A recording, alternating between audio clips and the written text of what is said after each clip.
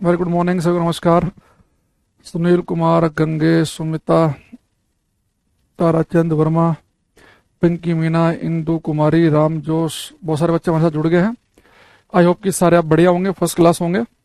और रिफ्लेक्शन हमने कल क्लास में खत्म किया था, लेकिन लास्ट में कुछ थोड़ा कमेंट का इशू आ गया था, फिर वो आधे अधूरे मन से हमें क्लास छोड़नी पड़ी कल बीच में ना। हाँ भैया, मोहित कुशवाहा जी, आप मोतिहारी से हैं, है ना। आपका बहुत बहुत धन्यवाद, आप क्लास में उपस्थित हुए। ठीक है। शिवम, शेखर यादव, विकास कुमार, कशिश, योगेश। चलो अब हम आगे बढ़ते हैं आज की क्लास में। और कल मैंने जब आपको एक चीज बताई थी, हाँ सर ये बैच ग्रेड 3 के लिए बिल्कुल है भाई, ग्रेड 3 के लिए ही है स्पेशली। चले। अच्छा अब देखो, जब मैं कल आपको बता रहा था तो मैंने एक लाइन आपको रिफ्रैक्शन बताई थी कि लाइट जब एक से दूसरे मीडियम में जाती है तो इस घटना को हम कहते हैं रिफ्रैक्शन, अपवर्तन। लाइट का एक से दूसरे मीडियम में जाना। अब यहां से मामले को आपको समझना है। जब भी बेटा लाइट एक से दूसरे मीडियम में जाएगी, हाँ आज थोड़ा कमेंट का कुछ इशू आ रहा है तो आप अपने कमेंट प्राइवेट कर लेना। ये थोड़ा सा कुछ है कमेंट का ना, कुछ वो बाय डिफॉल्ट आज पब्लिक हो रहे हैं कमेंट। ठीक है, तो कोई बात नहीं, आप इसमें कोशिश करना आज की क्लास में ना कमेंट कम से कम करना, क्योंकि ना फिर वो ज्यादा एक दूसरे को दिखते हैं कमेंट ना, तो फिर क्लास का फ्लो खराब होता है। तो कोशिश ये करेंगे कि जब क्वेश्चन पूछा जाए केवल तभी आंसर दें। फालतू कोई भी गुड मॉर्निंग, गुड इवनिंग, ये वो कुछ बिल्कुल कमेंट पे एकदम रोक लगा दो, है ना, कोई कमेंट ना करे। अब जब मैं कोई क्वेश्चन पूछूंगा तभी आना चाहिए। ठीक है। अब यहां देखना, ये जैसे जब भी बेटा हमारी लाइट जो है एक से दूसरे मीडियम में जाएगी, एक से दूसरे मीडियम में, तो किसी एक मीडियम को, कोई भी एक मीडियम को हम बोलेंगे।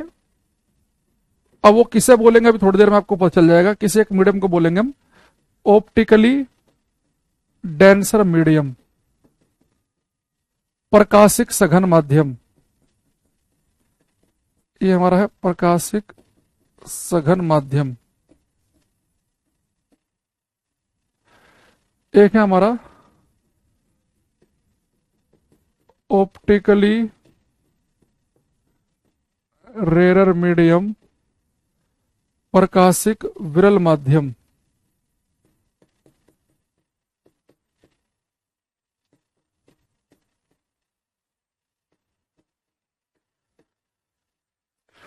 एक ऑप्टिकली रेरर, एक ऑप्टिकली डेंसर।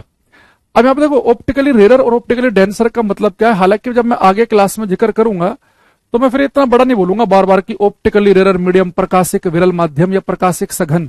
आगे से मैं केवल क्लास में कहूंगा कि एक माध्यम सघन है और एक माध्यम विरल है, एक रेरर मीडियम है और एक डेंसर मीडियम।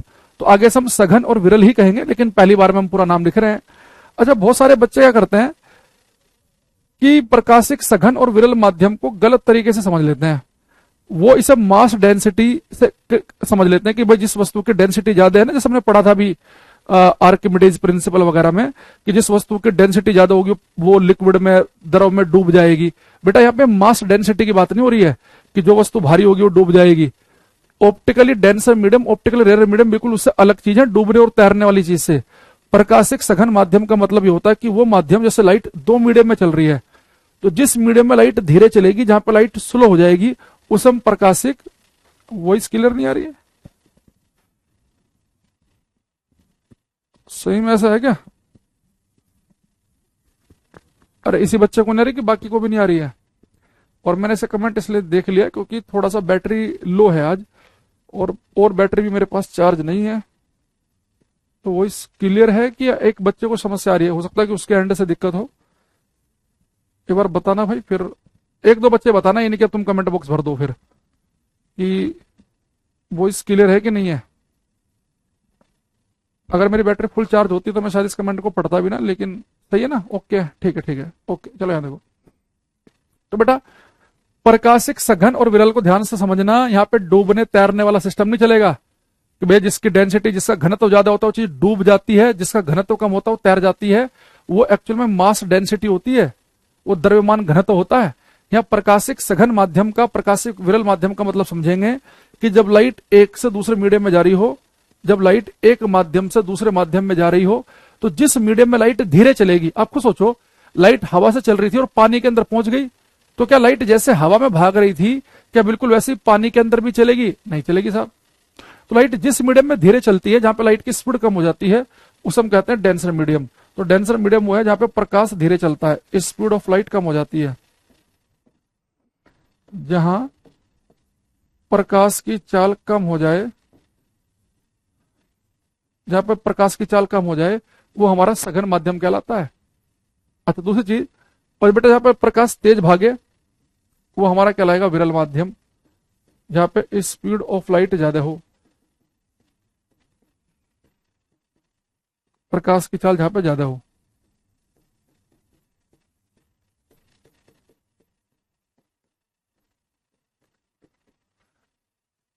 अब यहां बड़े ध्यान से बात को समझेंगे। अगर मैं आपसे कह दूं कि मेरे पास में दो मीडियम है, दो मीडियम, एक मेरे पास में है, एक कोई मीडियम है ए, और एक मेरे पास में कोई मीडियम है बी। इस मीडियम ए में जो प्रकाश की चाल है वो मान लो कि x के बराबर है, और मीडियम बी में प्रकाश की चाल जो है वो 3/4x है। तो बताओ इन दोनों में से कौन सा मीडियम को आप सघन कहेंगे, किसे कहेंगे विरल?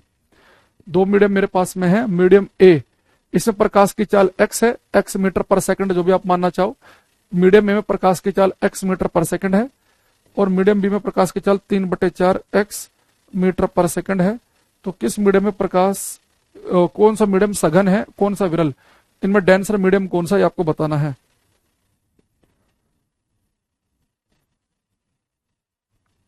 और आंसर आपके सामने लिखा है, सामने बताओ।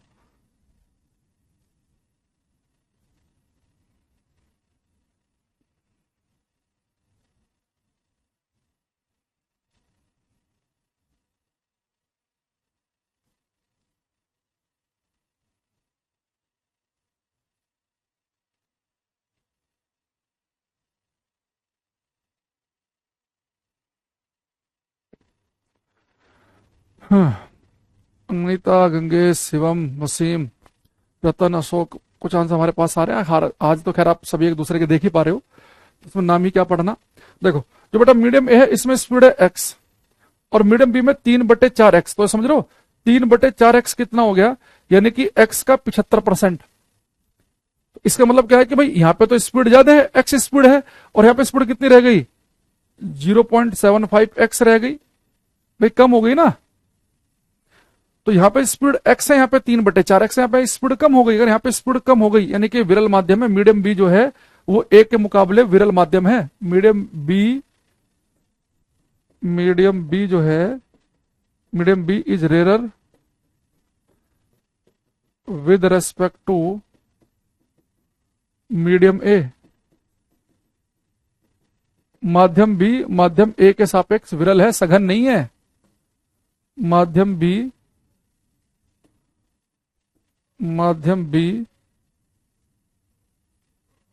माध्यम ए के सापेक्ष विरल है।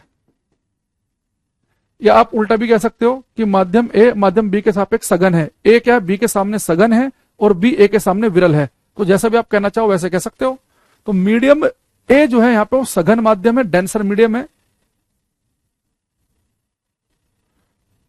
अरे जहां पे लाइट तेज चल रही होगी, सॉरी मैं क्या बोल रहा हूं यार, खुद ही गलत कर दे रहा हूं, सॉरी, पूरा पूरा गलत हो गया। देखो बोल के उल्टा लिख दिया मैंने। देखो माध्यम ए जो है इसमें प्रकाश की चाल x है, इसमें 0.75x है, यानी कि जो माध्यम ए है इसमें प्रकाश तेज भाग रहा है, और माध्यम बी में धीरे भाग रहा है, स्पीड कम है। मैं उल्टा भाई बोलने के बाद तो क्या लिख दिया मैंने।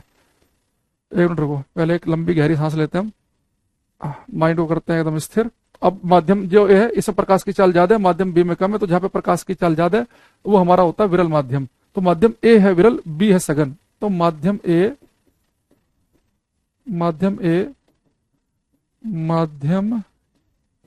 बी के सापेक्ष, माध्यम ए माध्यम बी के सापेक्ष विरल है। ये भाई पूरा खतरनाक की गलती होगी थी। तो जिस माध्यम में प्रकाश की चाल ज्यादा हो, जहां पर लाइट तेज तेज भागती हो, वो माध्यम विरल माध्यम की तरह काम करता है, खुले मैदान की तरह काम करता है, प्रकाश की चाल ज्यादा है। माध्यम बी में प्रकाश की चाल कम है, प्रकाश धीरे धीरे जा रहा है, ये भीड़ भाड़ वाला एरिया, ये डेंसर मीडियम है। ठीक है, हाँ हाँ, उल्टा बोलो है ना, गलत बोल दिया मैंने, माइंड स्थिर नहीं है, कई बार हो जाता है। देखो ये वजह है पूरी नींद ना होने की। इसलिए बच्चों से कहता हूं जब तुम्हारा पेपर हो ना अगले दिन, तो उस दिन पढ़ के जाना ही नहीं है। ये जिस पेपर में सब्जेक्टिव होता है ना, बीएससी वाले बीए वाले पेपर, उसमें तो आप रात भर बिना सोए पेपर देने चले जाओ, बढ़िया है, कोई दिक्कत नहीं है। लेकिन जहां पे होता है ना ये ऑप्शन वाले क्वेश्चन आते हैं, कंसेप्चुअल क्वेश्चन आते हैं, वहां पे दिमाग में नींद पूरी होना जरूरी है। ये चीज मैं 1000 बार बता चुका हूँ बच्चों को ना, पर रात पता नहीं क्या हुआ, मुझे नींद ही नहीं आ रही थी। 3, साढ़े 3, पौने 4 बजे में बड़ी मुश्किल से नींद आई। तो नींद पूरा होने का एक नतीजा आपने देख लिया। तो ऐसे पेपर में भी गड़बड़ हो सकती है, तो भरपूर नींद होना बहुत जरूरी है। ठीक, चलो अब ये हमारे पास हो गया कि हमने देखा कि जहां पर प्रकाश तेज चलेगा वो विरल माध्यम, जहां पर प्रकाश धीरे चलेगा वो सघन माध्यम। दूसरी चीज, एक बात और यहां पे आप देखना, आप कहोगे सर ये तो ठीक है, आपने मैं बताया कि भाई जहां पे लाइट तेज तेज भाग रही हो दूसरे माध्यम के रेस्पेक्ट में, वो विरल होगा, जहां धीरे चलेगी वो सघन है। लेकिन हमें पता कैसे चलेगा कि लाइट धीरे कहां चलती है, तेज कहां चलती है? उसके लिए मैं कंप्लीट एक कॉन्सेप्ट पढ़ेंगे, रेफ्रैक्टिव इंडेक्स, अपवर्तनांक। लगभग 1.5 घंटा उसके आसपास हमारी क्लास घूमेगी। अपवर्तनांक अपने आप में बहुत इंपॉर्टेंट टॉपिक है, और उससे पहले मैं आपको छोटा सा आइडिया और देता हूं। ठीक है, अब यहां पर और देखना कि जैसे स्पीड ऑफ लाइट, प्रकाश की चाल की अगर हम बात करें, प्रकाश की चाल की, तो मैंने कहा कि भाई जिस माध्यम में लाइट तेज भागेगी वो विरल माध्यम है, और जहां धीरे हो जाएगी वो, जहां स्लो पड़ जाएगी वो डेंसर मीडियम है। तो लाइट तेज कहां चलती है, धीरे कहां चलती है, इसका भी एक हम मोटा मोटा आइडिया ले रहे हैं। कंप्लीट पैकेज थोड़ी देर के बाद मिलेगा इसमें। देखो लाइट जो है बेटा, ये सबसे तेज कहां चलती है? सबसे तेज चलती है लाइट वैक्यूम में, निर्वात में।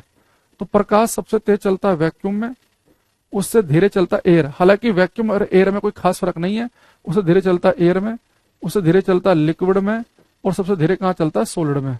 नहीं, प्रकाश की जो चाल है सबसे ज्यादा होती है वैक्यूम निर्वात के अंदर। लाइट सबसे फास्ट वैक्यूम में भागती है, और सबसे स्लो कहां पे चलती है? सॉलिड में। एक मोटा मोटा आइडिया है, हालांकि एक कंप्लीट पैकेज नहीं है, मैं फिर से बता रहा हूं।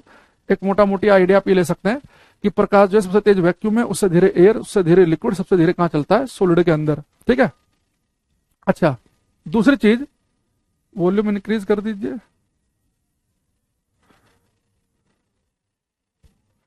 कोई कह रहा वॉल्यूम हल्का कर दीजिए। हम्म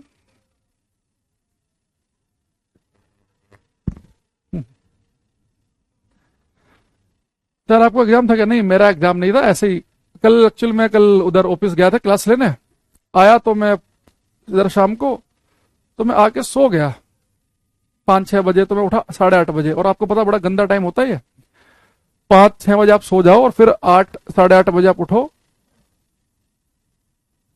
वॉल्यूम कम कर दो, कोई कह रहा वॉल्यूम ज्यादा कर दो। क्या मूर्ख हो गया तुम? है तुम्हें क्लियर ही नहीं है, कोई कह रहा कम कर दो, कोई ज्यादा कर दो। थोड़ा सा भी एडजस्ट नहीं होता, अपने मोबाइल में वॉल्यूम कम कर लो भाई तुम। अब वो इतना गंदा टाइम था कि मैं 8:30 बजे उठा, उसका नींद ही ना आया रात को 4 बजे। यार ये तो बड़ा मुसीबत, सुबह क्लास लेनी है, 9:30 बजे क्लास थी आपसे पहले। खैर उसमें तो कुछ ऐसा नहीं हुआ खतरनाक काम। तो भाई दिमाग बिल्कुल एकदम स्थिर शांत होना बहुत जरूरी है। खैर यहाँ पे आओ। अच्छा, लाइट तेज चलती है वैक्यूम में, उससे धीरे एयर में, सबसे धीरे लिक्विड, और उससे धीरे सॉलिड, सबसे धीरे सॉलिड में। यानी अगर कभी भी 2 मीडियम हो, 2 मीडियम, और आपको उन दोनों मीडियम में, उन दोनों माध्यम में ये पता करना हो, दोनों मीडियम में कि कौन सा डेंसर है, कौन सा सघन है, तो जहां पे लाइट धीरे चलेगी वो सघन माध्यम में, डेंसर क्लियर हो गया। तो जब भी 2 मीडियम हो तो आप कोशिश करो कि उनमें से अगर एक सॉलिड दिख जाए, तो जर्नली ऐसा होगा, जर्नली कि जो सॉलिड होगा वो डेंसर मीडियम होगा। अगर सॉलिड ऑप्शन में नहीं है तो फिर हम लिक्विड को डेंसर कह देंगे, लिक्विड ऑप्शन में नहीं है तो फिर हम एयर को कह देंगे। जैसे अगर मैं आपसे पूछ लूं कि कांच और पानी में सघन माध्यम कौन है, कांच और पानी, तो आप कहेंगे सर कांच सॉलिड है, तो आप कांच को डेंसर मीडियम कह सकते हैं कि यहाँ लाइट धीरे चलेगी। लेकिन मैं बोलूं पानी और हवा में डेंसर कौन है, तो अगर सॉलिड ऑप्शन में ना हो तो फिर आप लिक्विड को डेंसर बोल दो, पानी को डेंसर बोल दो। पानी भी ऑप्शन में ना हो, आप एयर और वैक्यूम में कंपेयर कर रहे हो तो एयर को बोल दो, है ना। तो आप एक काम कर सकते हैं कि जब कभी भी आपको ये पता करना हो कि कौन सा माध्यम सघन है, कौन सा डेंसर है, तो सॉलिड को हम डेंसर बोलेंगे। 2 ऑप्शन में से सॉलिड ऑप्शन में ना मिले तो लिक्विड को बोल देंगे, लिक्विड ना मिले तो फिर एयर को बोल देंगे, है ना, ऐसे करेंगे हम। एक मोटा मोटा सा भी एक आइडिया है, हालांकि कंप्लीट पैकेज आपको थोड़ी देर में मिल जाएगा। अच्छा, दूसरी चीज, लाइट की स्पीड सबसे ज्यादा वैक्यूम में है, ये पेपर में पूछता है कितनी है, ये आपको पता होनी चाहिए। लिखेंगे speed of light in vacuum, निर्वात में प्रकाश की चाल। बेटा निर्वात में जो प्रकाश की चाल है ना, उसके लिए हम सिंबल यूज करते हैं सी। अदरवाइज आपको पता है कि स्पीड के लिए हम वी का यूज करते हैं। अगर मैं वैक्यूम के अलावा किसी और जगह बात करूं कि लाइट की स्पीड पानी में, कांच में, डायमंड में, फिर मैं वी लिखूंगा। लेकिन निर्वात के लिए फिक्स सिंबल है ये, निर्वात में प्रकाश की चाल, स्टैंडर्ड सिंबल है ये, इसका फिक्स सिंबल है ये। निर्वात में प्रकाश की चाल को लिखते हैं हम सी से, और इसकी वैल्यू होती है 299792458 मीटर पर सेकंड। तो प्रकाश की चाल निर्वात में कितनी है? 299792458 मीटर पर सेकंड। अगर मैं इसे थोड़ा सा ऐसे भी लिख सकता हूं, 1 2 3 4 5 6 7 8 ऐसे लिख सकते हैं हम, 2.99792458 गुणा 10 की पावर 8 मीटर पर सेकंड। अब मुझे एक चीज बताओ, क्या मैं इस 2.99792458, ये लगभग लगभग 3 दिख रहा है सभी को? चिल्ला चिल्ला के बोल रहा है जी मुझे 3 लिख लो, तो मैं इसे 3 भी लिख सकता हूं। तो 3 गुणा 10 की पावर 8 मीटर पर सेकंड। तो आज के बाद हम इसी का यूज करेंगे। ये जो एग्जैक्ट वैल्यू है, इससे तो हम शाम तक भी कैलकुलेशन नहीं होगी हमारी। तो हम क्या करेंगे, आज के बाद जब भी कोई हमारे से पूछेगा कि प्रकाश की चाल निर्वात में कितनी है, हम बोलेंगे निर्वात में प्रकाश की चाल है 3 गुणा 10 की पावर 8 मीटर पर सेकंड की। दूसरा, इसी चीज को हम ऐसे भी लिख सकते हैं भाई, 3 गुणा 10 की पावर 8 लिखा है, तो मैं इसे 10 की पावर 5 भी लिख सकता हूं, और आगे बन जाएगा ये किलोमीटर पर सेकंड। ठीक है, किलोमीटर पर सेकंड। यानी पेपर में रट्टा मत मार के जाना कि 3 गुणा 10 की पावर 8 का रट्टा मार लो। आगे उसने मीटर पर सेकंड लिखा तो ये सही है, और किलोमीटर पर सेकंड लिखा तो ये है। भाई 1 किलोमीटर में 1000 मीटर होते हैं, तो 3 पावर बढ़ जाएंगी। तो 3 गुणा 10 की पावर 5 का हो गया, 10 की पावर 5 होता है लाख, यानी कितना बन गया ये? 3 लाख किलोमीटर पर सेकंड। तो बोलचाल की भाषा में हम बोलेंगे हमेशा 3 लाख किलोमीटर पर सेकंड। यानी कि प्रकाश जो है ये 1 सेकंड के अंदर 3 लाख किलोमीटर भाग जाता है। अगर मैं बोल दूं 1 सेकंड लगा होगा, लाइट 3 लाख किलोमीटर जा चुकी है। अगर हम अंतरिक्ष में हो, निर्वात में हो, या इवन हवा में भी, अगर पेपर में अगर आपसे लाइट की स्पीड हवा में पूछे ना, तो भी आप यही वैल्यू बताना। वैक्यूम और एयर में कोई ज्यादा खास फर्क नहीं है, दोनों जगह वैल्यू यही आएगी, 3 के लगभग आसपास की। भाई जैसे मान लो यहां पर आ गई 2.997982। सर आज कुछ भी समझ नहीं आ रहा है वायरल वाला, मैंने तो आज कुछ बताया नहीं ऐसा, ऐसा कुछ मैंने खास तो बताया नहीं। अभी मैंने बताया क्या है? मैंने बताया प्रकाश की चाल। ये समझ में नहीं आ रहा भाई, तू क्लास छोड़ दे, बाद में देखना आराम से ना, तो भी नींद की बहुत आवश्यकता है। तो 2.99792458 मीटर पर सेकंड को मैंने कहा कि आप इसे 3 गुणा 10 की पावर 8 लिख सकते हैं। तो प्रकाश की चाल अगर आपसे कोई पूछे तो पेपर में ध्यान से पढ़ लेना कि 10 की पावर 8 वाले पे टिक लगाना है कि 10 की पावर 5 पे। बच्चे से फंस चुके हैं क्योंकि वो रट्टा मार लेते हैं इसका, और उसने एक बार गेम खेल के किलोमीटर पर सेकंड में वैल्यू पूछ ली। या आम बोलचाल की भाषा में क्या बोलेंगे कि प्रकाश की चाल 3 लाख किलोमीटर पर सेकंड है, यानी कि लाइट 1 सेकंड में 3 लाख किलोमीटर भाग जाती है। अगर मैं छत पे जाऊं और एक टॉर्च ऑन कर दूं, बोलूं 1 सेकंड लगा होगा, तो लाइट 3 लाख किलोमीटर भाग चुकी है। 2 सेकंड में 6 लाख, 3 में 9, 4 में 12, 5 सेकंड के अंदर ही 15 लाख किलोमीटर दूर भाग जाएगी। हमारा पूरा जीवन निकल जाए तो 15 लाख किलोमीटर नहीं भाग पाएंगे हम। वो देख लो 5 सेकंड के अंदर ही 15 लाख किलोमीटर भाग गई है। तो ये प्रकाश की चाल आपको ध्यान रखना है। अच्छा, जो लाइट की जो स्पीड है, ये इसके बारे में 2 बातें पूछता है पेपर में वो, कि लाइट की जो स्पीड है, ये जो स्पीड बेटा मैंने आपके सामने लिखी प्रकाश की चाल 3 गुणा 10 की पावर 8, ये फास्टेस्ट पॉसिबल स्पीड है, ये अधिकतम संभव चाल है इस पूरे ब्रह्मांड में। किलोमीटर पर सेकंड समझ में नहीं आया?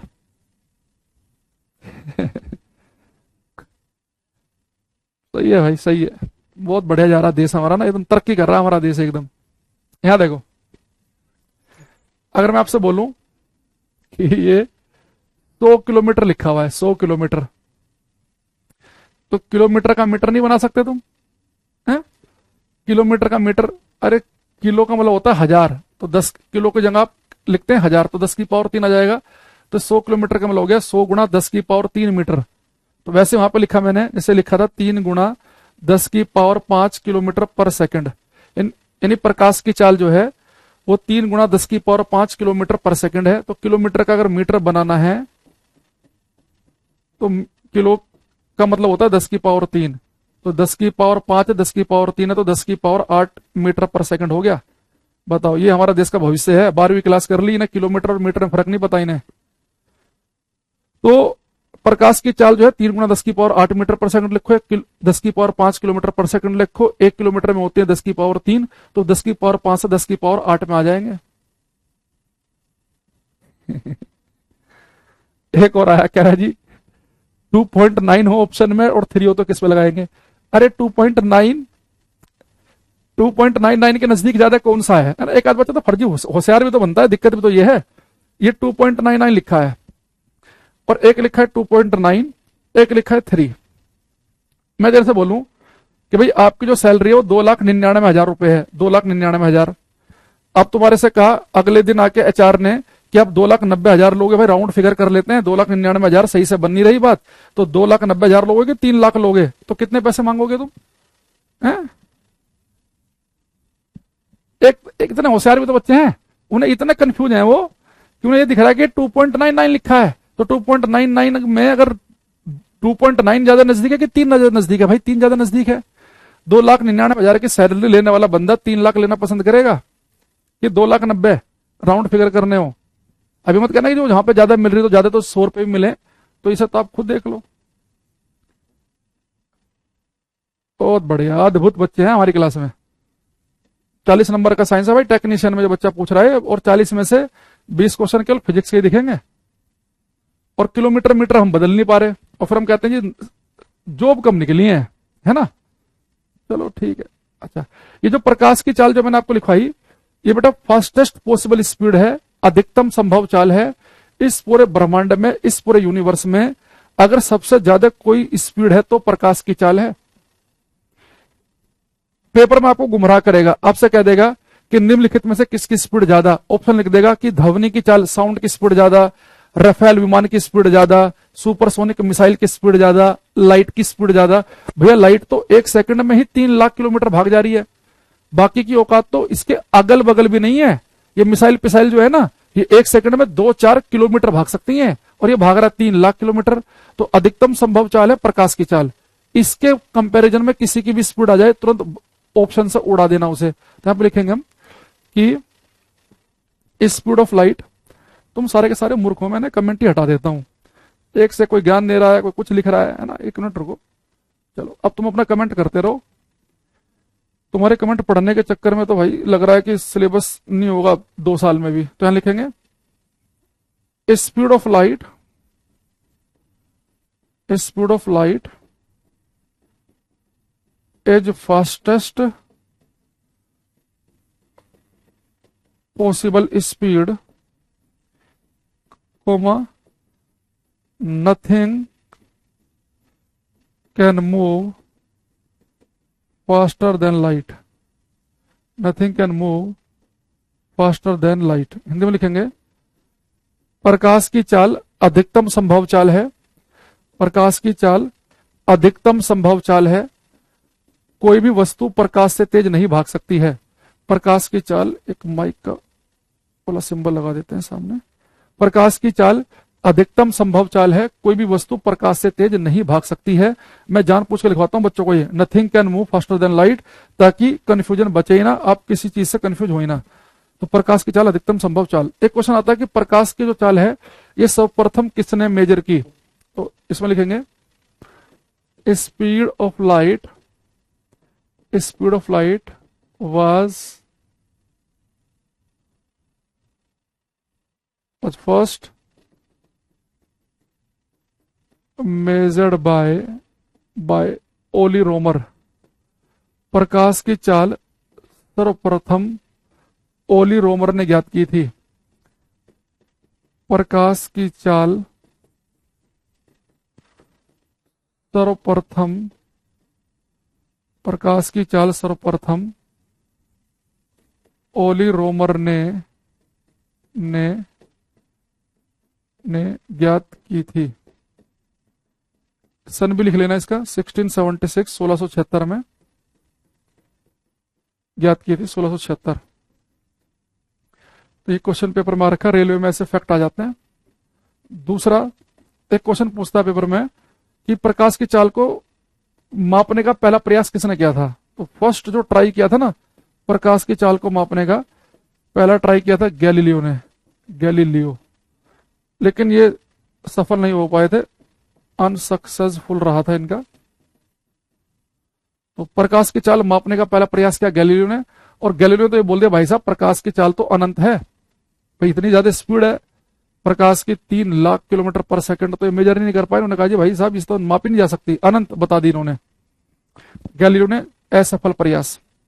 दूसरा एक आता है कि जो रोमर ने जो बेटा लाइट की स्पीड मेजर की थी, ये जो हम आज मेजर कर रहे हैं ना 299792458 मीटर पर सेकंड, इसके नजदीक पहुंचे थे, एग्जैक्ट मेजर नहीं की थी इन्होंने।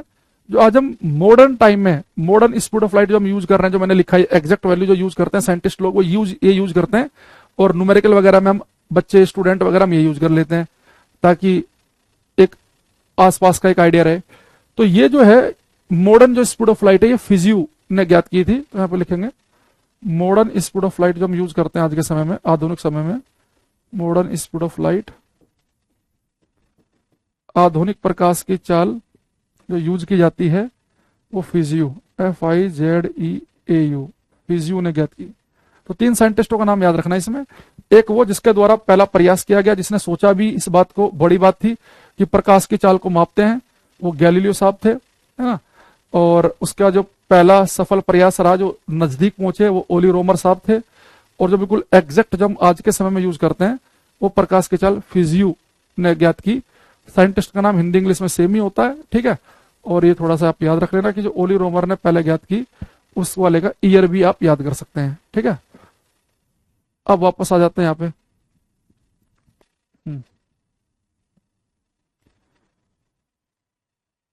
फिजियो नहीं, फिजियो, ठीक है। अच्छा, दूसरी चीज, अब लेकिन मैंने आपको भी केवल ये बताया बेटा कि वैक्यूम में लाइट की स्पीड कितनी है, तो फैक्ट है। लेकिन अगर आप रेलवे के पेपर देखो, ग्रुप डी के स्पेशली, क्योंकि ग्रुप डी में 25 नंबर का साइंस आता है, तो उसके भी अगर आप पेपर देखोगे, या सीडीएस की कोई बच्चा तैयारी कर रहा हो, इनमें एक बड़ा कॉमन एक क्वेश्चन आता है रेलवे के एग्जाम में, जो भी टेक्नीशियन की जो तैयारी कर रहे हैं 40 नंबर वाले, समझ जाओ कि 1-2 नंबर लीक होने वाला है अभी, तो प्रतिशत क्वेश्चन आने के चांस है इससे। एक वो क्वेश्चन पूछता है कि भैया लाइट की स्पीड वैक्यूम में तो हमें पता ही है पूरे ब्रह्मांड को, वो कहेगा लाइट की स्पीड आप मुझे बताओ कांच में कितनी होती है, लाइट की स्पीड पानी में कितनी होती है, डायमंड में कितनी होती है। तो वैक्यूम में तो सबको पता है, वैक्यूम के अलावा अगर किसी और मीडियम में लाइट की स्पीड पूछेगा तो कैसे निकालेंगे, उसका मैं तरीका आपको बताऊंगा, तो उसको आपको ज्यादा ध्यान से समझना है, ठीक है। दूसरा जो लाइट के बारे में 2-3 ये फैक्ट हैं, इसे भी आपको ध्यान से समझना है।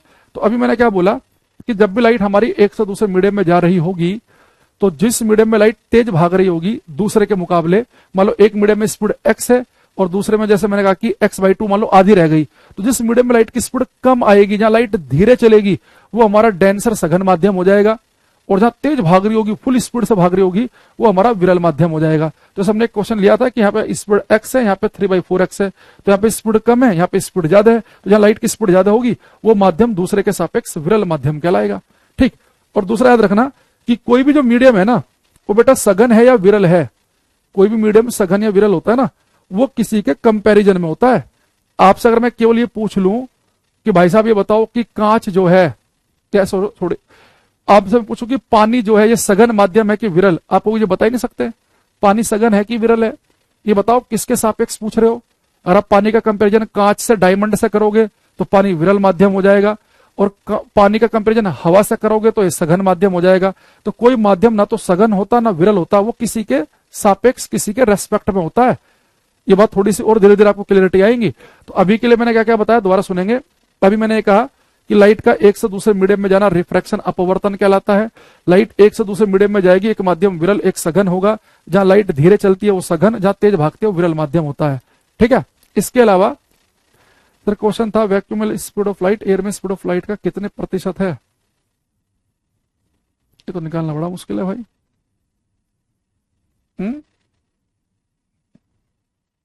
ये तो बड़ा मुश्किल काम हो जाएगा, बहुत तगड़ी वैल्यू निकालनी पड़ेगी, ऐसे निकालनी पड़ेगी। 1/1.0003 गुणा 100, ये पॉइंट हटाएंगे है ना, तो ये कितना आ जाएगा, ये हमारे पास में 1 2 3 4 1 2 3 4, तो 1 2 3 4 5 6, ये देखें कैलकुलेटर कर देगा हमारा काम। जैसे मैं कर रहा हूँ समझ जाओगे तुम बाद में, पर ऐसा क्वेश्चन मुझे लगता नहीं कि कोई पूछेगा।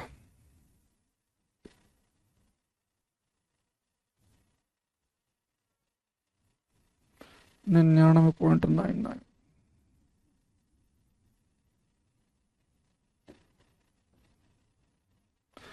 ये मैंने एयर की बताई है।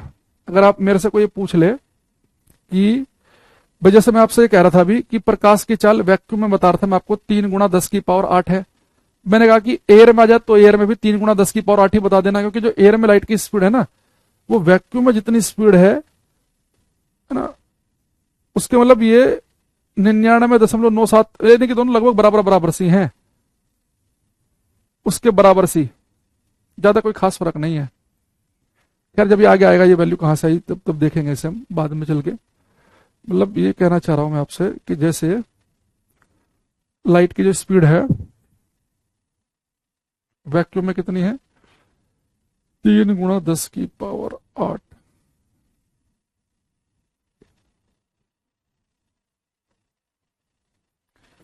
3 × 10⁸ मीटर पर सेकंड।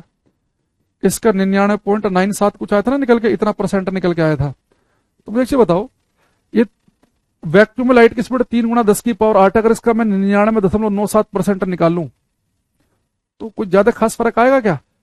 भाई लगभग लगभग सेम सही वैल्यू आएगी। तो इसलिए हम 99.97 एक सी बात है, तो इसलिए हम दोनों को बराबर सही कह देते हैं। बाकी ये वैल्यू कहां से है थोड़ी देर में आपको पता चल जाएगा, लेकिन इस बच्चे का क्वेश्चन फिर भी ठीक है, इसे हमने कंसिडर कर लिया, इसे हम देख लेंगे आगे चल के। अभी तो ज्यादा खास फर्क नहीं है। हमने भी खैर पहली बार ही सोचा कि दोनों बराबर से तो हैं, पर कितना 99.97, तो ज्यादा कोई खास फर्क नहीं है, बराबर सा इसलिए ले लेते हैं। चलो ठीक है। यहाँ अब मैं आपसे कह रहा था कि भाई एक शब्द हम यहाँ पे लिखेंगे क्लास में, एब्सोल्यूट रेफ्रैक्टिव इंडेक्स। अब इससे हमें ज्यादा चीजें क्लियर होंगी। एब्सोल्यूट रेफ्रैक्टिव इंडेक्स, निरपेक्ष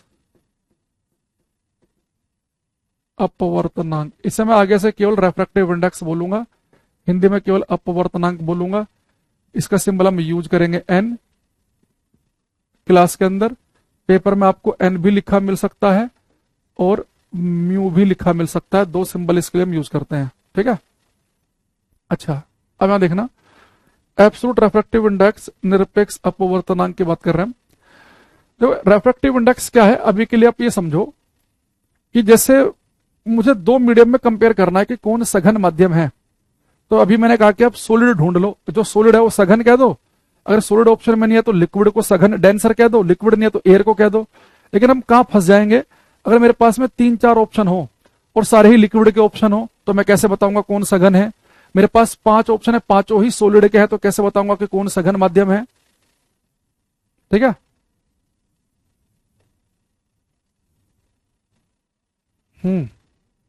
तो फंस जाएंगे। मैं आपको सोचो, मैं आपसे कह दूं कि मेरे पास में एक है कांच, एक है मेरे पास में रॉक सोल्ट, सेंधा नमक, रॉक सोल्ट, एक है मेरे पास में डायमंड, है ना। और मैं आपसे कह दूं कि मेरे पास 3 है, तीनों ही सॉलिड ले लिए मैंने, कांच भी, डायमंड भी और सेंधा नमक भी। और पूछ लूं कि इनमें विरल माध्यम कौन है, सघन माध्यम कौन है, तीनों ही सॉलिड है। तो वहां पे हमारी हेल्प करेगा अपवर्तनांक रेफ्रैक्टिव इंडेक्स। मैं आपके सामने कुछ फेमस 7-8 रेफ्रैक्टिव इंडेक्स लिखूंगा, ये आपको ध्यान रखने हैं। इसके अलावा पेपर में सबका अपवर्तनांक आपको मिलेगा, पर ये 7-8 तो आपको याद रखने ही है, इनके डायरेक्ट भी पूछ लेता है एग्जाम में। ये 5-7 आपको याद रखने हैं। तो पेपर में इस समय फायदा क्या होगा ये 7-8 याद रखने से, कि मैं जो रेफ्रैक्टिव इंडेक्स होता है एक न्यूमेरिकल वैल्यू होगी। जैसे मैं कह दूंगा आपसे कि एक माध्यम का रेफ्रैक्टिव इंडेक्स 3, एक का 5, तो जिसका अपवर्तनांक मैं ज्यादा बताऊं तो समझ जाना कि वो सघन माध्यम है, वो डेंसर है, वहां पर लाइट धीरे चलेगी, स्लो पड़ जाएगी। जैसे सबसे कम रेफ्रैक्टिव इंडेक्स बेटा एक होता है वैक्यूम निर्वात का, जिसका रेफ्रैक्टिव इंडेक्स कम होगा वो विरल माध्यम होगा, वहां प्रकाश सबसे तेज भागेगा। इससे थोड़ा सा ज्यादा रेफ्रैक्टिव इंडेक्स होता है एयर का, 1.0003। अब आप एक चीज देखना, वैक्यूम जो निर्वात है इसका रेफ्रैक्टिव इंडेक्स कितना है, 1, वैक्यूम का 1 है। एयर का है 1.0003, यानी लगभग लगभग एक ही तो है। यानी वैक्यूम और एयर में ज्यादा खास फर्क नहीं है। हाँ, अगर आप बिल्कुल एग्जैक्ट अगर आपको कंपैरिजन करना हो तो जो वायु है, जो हवा है, वो वैक्यूम के मुकाबले थोड़ा सघन माध्यम तो है ही। हाँ, अगर आप और एग्जैक्ट लिखना चाहो तो इस बच्चे ने बड़ा अच्छा लिखा, इसे अगर आप चाहो तो और थोड़ा एग्जैक्ट ऐसे लिख सकते हैं 1.00029। 3 जीरो के बाद में 2 जीरो नहीं 3 जीरो आएंगे, याद रखना एयर वाले में 1.0003। तो 3 जीरो के बाद 3 आना है, तो ध्यान रखना। तुमने 2 जीरो के बाद कर दिया, पूरा ही गलत हो गया। तो जनरली पेपर में यही लिखा मिलता है, ठीक है। अब इससे थोड़ा सा ज्यादा रिफ्रैक्टिव इंडेक्स होता है, ग्लास का होता है, सॉरी आइस का होता है 1.31, ये बर्फ का है। 1.33 ये होता है वाटर का। न्यूमेरिकल में 1.33 ना लिख के 4/3 लिखेंगे। ये 4/3 का मतलब भी 1.33 है, पर इससे भाग करना, मल्टीप्लाई करना टफ है, इससे आसान है। केरोसिन का है 1.44। ये पूछता है पेपर में, ध्यान रखना इन सबको। ग्लास का 1.5। देखो ग्लास का मैं इस पे स्टार बना देता हूं। ग्लास का रिफ्रैक्टिव इंडेक्स पेपर में आपको वो यूज करना है जो पेपर में वो देगा। अगर नहीं देगा, आपको अपने आप से यूज करना पड़ा तो आप 1.5 यूज करेंगे, नहीं तो आप जो पेपर में दिया जाए कांच का वो यूज करना। क्योंकि ग्लास के साथ में क्या है ना कि अलग अलग टाइप के कांच होते हैं। जैसे फ्लिंट ग्लास होता है जिसके चश्मे बनते हैं, उसका रिफ्रैक्टिव इंडेक्स 1.65 होता है। एक क्राउन ग्लास होता है, उसका 1.454 के आसपास होता है। तो अलग अलग टाइप के कांच का अलग अलग होता है, किसी का 1.5 के आसपास है, किसी का 1.6 के आसपास है। तो पेपर में जो दे कांच का उसे आपको मानना है, अगर नहीं देगा तो फिर आप इसका यूज कर लेना, ठीक है। इसके अलावा एक इसमें लिखेंगे आप, ये ग्लास हो गया, ठीक है।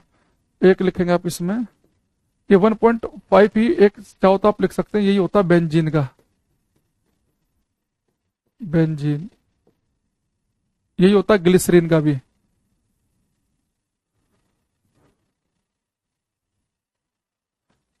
वन 1.54 होता है रॉक सोल्ट का।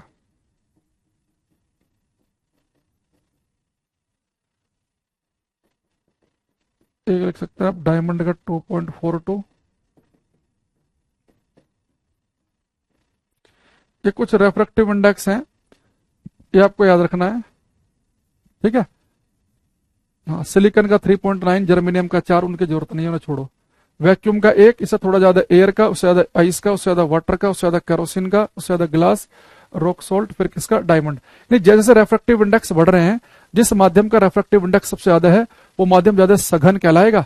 अब यहाँ पे एक बात समझना, मैंने शुरुआत की थी तो मैंने आपसे एक बात बोली थी कि यहाँ पे आप सघन और विरल को उससे कंपेयर मत करना मास डेंसिटी से, कि वस्तु भारी है तो डूब जाएगी और हल्के तो तैर जाएगी। आप खुद देखो, जो केरोसिन है, जो बेटा केरोसिन ऑयल होता है, ये हल्का होता है पानी से। तो जो केरोसिन है ये पानी से हल्का है, तो केरोसिन तो पानी के ऊपर तैर जाता है। लेकिन यहां पे एक चीज देखना, केरोसिन का रिफ्रैक्टिव इंडेक्स पानी से ज्यादा है, यानी केरोसिन जो है वो पानी के मुकाबले ऑप्टिकली डेंसर मीडियम है। आप ये तैरने डूबने से कंपैरिजन करोगे तो आप गलत कर देते पेपर में। आपको क्या लगता है, केरोसिन तो पानी के ऊपर तैरता है, केरोसिन हल्का है तो उसका रिफ्रैक्टिव इंडेक्स पानी से कम होता होगा, ऐसा नहीं है। केरोसिन का रिफ्रैक्टिव इंडेक्स ज्यादा है, यानी लाइट अगर पानी में जाए और लाइट केरोसिन में जाए तो केरोसिन का रिफ्रैक्टिव इंडेक्स ज्यादा है। केरोसिन सघन माध्यम है, यानी कि लाइट केरोसिन में धीरे भागेगी।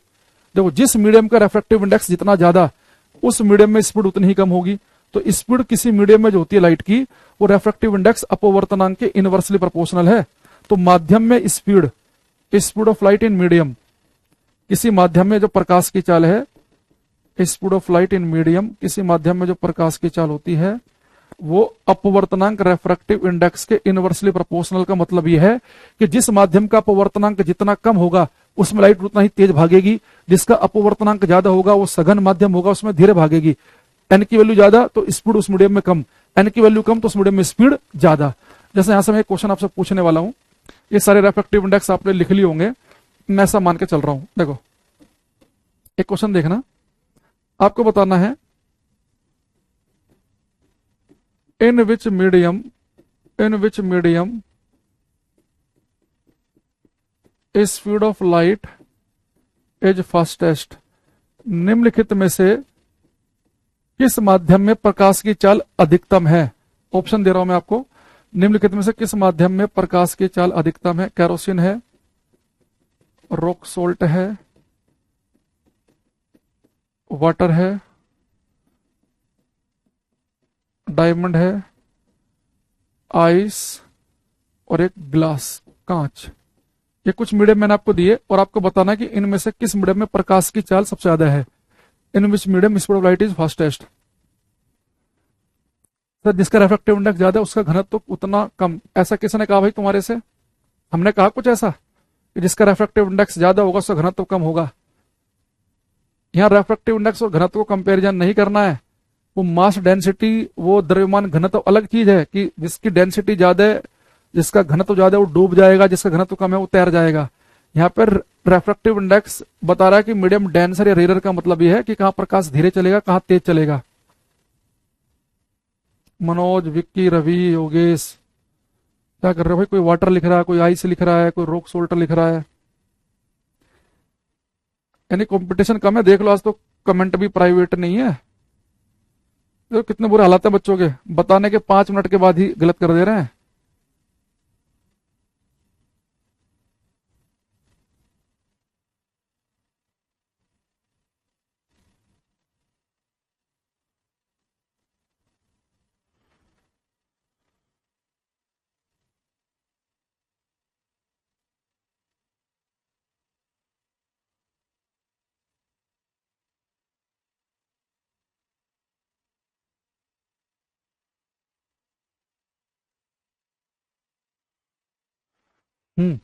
अब देखो भाई, मैंने कहा कि किस मीडियम में प्रकाश की चाल फास्ट है, तो उस मीडियम में लाइट तेज भागेगी जिस मीडियम का रिफ्रैक्टिव इंडेक्स अपवर्तनांक कम होगा, यानी कि जो विरल माध्यम होगा। अब यहां देखना, कैरोसिन का रिफ्रैक्टिव इंडेक्स है 1.44, रॉक सॉल्ट का है 1.54, वाटर का है 1.33, डायमंड का है 2.42, इसका है 1.31, इसका है 1.5।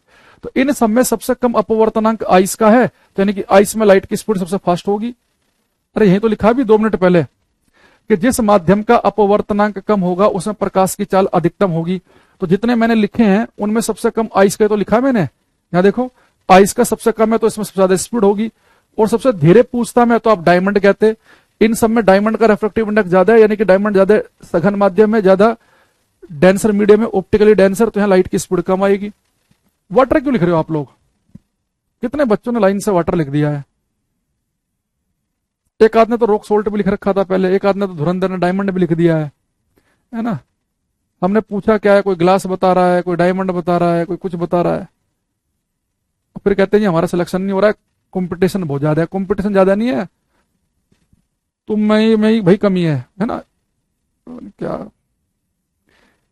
अब इसका आंसर जो बच्चा गलत कर रहा है उसका मुर्गा बनाया जाना चाहिए कि नहीं जाना चाहिए, बताओ।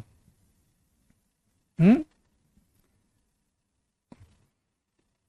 तुम इतना नहीं छाट पा रहे, 6-7 बातें लिखी हैं यहां पर कि जिस माध्यम का अपवर्तनांक रेफ्रैक्टिव इंडेक्स जितना ज्यादा, ये हमें बता रहा है कि वो मीडियम उतना ही ज्यादा सघन होगा, उतना ही ज्यादा डेंसर होगा, उस मीडियम में लाइट की स्पीड कम आएगी जिसका ज्यादा होगा। जिस मीडियम का रेफ्रैक्टिव इंडेक्स कम होगा वो विरल माध्यम होगा, वहां पे लाइट की स्पीड ज्यादा आएगी। तो 5-7 में आइस का कम था तो उसमें ज्यादा आएगी। अच्छा दूसरा यहाँ पे एक बात और देखना कि दो हमारे यहां से इस चीज से दो कंफ्यूजन और क्लियर हुए हैं कि एक तो मास डेंसिटी वाले से कंपेयर नहीं कर सकते भाई, जैसा हमने पता कि भाई कैरोसिन तो हल्का होता है, पानी के ऊपर तैरता है, तो वहां के मास डेंसिटी कैरोसिन की कम है, कैरोसिन पानी के ऊपर तैरता है। लेकिन हम प्रकाशिक सघन और विरल की बात करें तो ये भले हल्का हो पर इसका रेफ्रैक्टिव इंडेक्स पानी से ज्यादा है कैरोसिन का, तो कैरोसिन में लाइट धीरे चलेगी और पानी में तेज चलेगी। अगर हम कैरोसिन और पानी का जिक्र करें, अब आइस देख लो सॉलिड है, ठोस, लेकिन इसका पानी से कम है रेफ्रैक्टिव इंडेक्स, यानी कि यहां लाइट तेज भागेगी। तो सारा मामला जो है ऑप्टिकली रेयर और डेंसर के लिए आपको ये देखना पड़ेगा कि रेफ्रैक्टिव इंडेक्स अपवर्तनांक क्या है। अच्छा दूसरा, अब एक यहां पर हम एक चीज और देखेंगे अभी। बेटा ये तो हमारे पास थे absolute refractive index. Absolute refractive index ऐसा समझो आप, ये जैसे मैंने यहां पे लिखा अंबानी, अडानी, है ना, बिल गेट्स, यहां पे मैंने लिख दिया रमेश, यहां लिख दिया मैंने मान लो सोनिया। ठीक, अब इनके पास हम कुछ प्रॉपर्टी है, मान लो कि भाई से मान लो कि अंबानी जो है इसके पास जो टोटल प्रॉपर्टी है, कुल जो पैसा है वो है मान लो 1000 रुपए। ठीक, अडानी जो है इसके पास मान लो कि टोटल जो है वो है मान लो कि 800 रुपये। बिल गेट्स जो है मान लो इसके पास है 1200 रुपये। रमेश इनके सामने गरीब सा लग रहा है ना, इसका तो कम कर दो, 100 रुपये कर दो उसके। सोनिया मान लो उसके पास है 2000 रुपये। अब हमारे सामने केरोसिन, एक बच्चा कह रहा पेट्रोल, पेट्रोल का भी 1.44 के आसपास ही है, पेट्रोल का भी। ये पेपर मिलते हैं रेफ्रेक्टिव इंडेक्स। ये जो स्टैंडर्ड है ना, ये 5-7 याद करने हैं तुम्हें, सब याद नहीं करने बैठ जाना कि इंटरनेट पे 500 निकाल के याद करने लगो।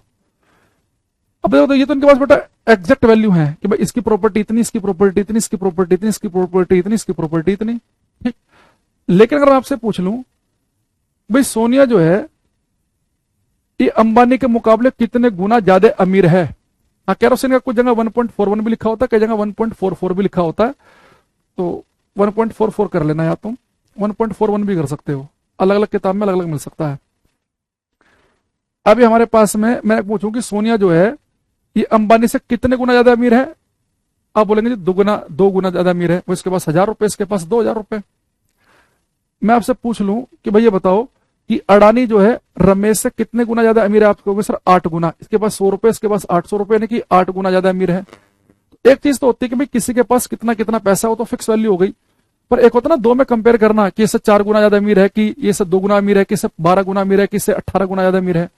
तो कई बार पेपर में आपसे वो एब्सोल्यूट रिफ्रैक्टिव इंडेक्स जो फिक्स वैल्यू थी मीडियम की, इसका रिफ्रैक्टिव इंडेक्स इसका इतना, इसका इतना, इसका इतना, इसका इतना, वो नहीं पूछता। वो पता क्या पूछ लेगा पेपर में कि आप मुझे गिलास का रिफ्रैक्टिव इंडेक्स बताओ, लेकिन पानी के रेस्पेक्ट में, यानी कि गिलास जो है पानी के मुकाबले कितना गुना ज्यादा सघन है, ये पूछ लेगा।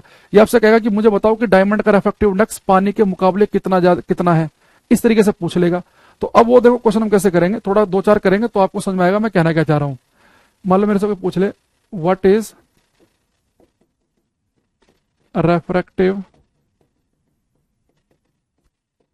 Index of glass with respect to water,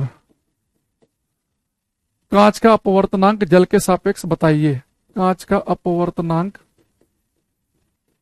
कांच का अपवर्तनांक जल के सापेक्ष बताइए। अब बड़ा ध्यान समझना बात को, मैं इस बात में इंटरेस्टेड नहीं हूं कि कांच का एब्सोल्यूट रिफ्रैक्टिव इंडेक्स 1.5 मत लिख के आ जाना, ठीक। नहीं आया तो भाई सिद्धार्थ हम कुछ नहीं कर सकते ना, अब तुम्हारे घर पे आके तुम बताने से रहे, सब बच्चों को हम बराबर ही बता रहे हैं, है ना। तो सुनोगे ध्यान से तो आएगा, दोबारा क्लास देख लेना, दोबारा नहीं आएगा तो दोबारा देख लेना, आ जाएगा समझ में ना। जब पहले बचपन में मेहनत नहीं कर रखी होती ना, किसी ना किसी स्टेज पे तो आके करनी पड़ेगी, बचपन ही नहीं करी तो बुढ़ापे में कर लो। तो हमें अपवर्तनांक किसका बताना है, गिलास का, कांच का, किसके सापेक्ष, वाटर के। और इनका एब्सोल्यूट जो निरपेक्ष अपवर्तनांक जो फिक्स वैल्यू है वो उसने पेपर में दे रखी है कि गिलास का एब्सोल्यूट है 3/2 और वाटर का जो है एब्सोल्यूट निरपेक्ष अपवर्तनांक वो है 4/3।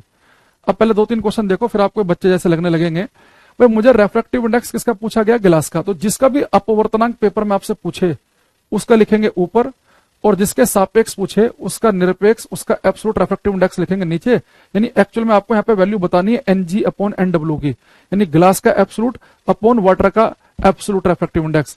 तो गिलास का कितना है, 3/2 दे रखा है, और पानी का 4/3, 3 पहुंच जाएगा ऊपर, तो मेरा आंसर आ जाएगा 9/8। ये आंसर है इस क्वेश्चन का।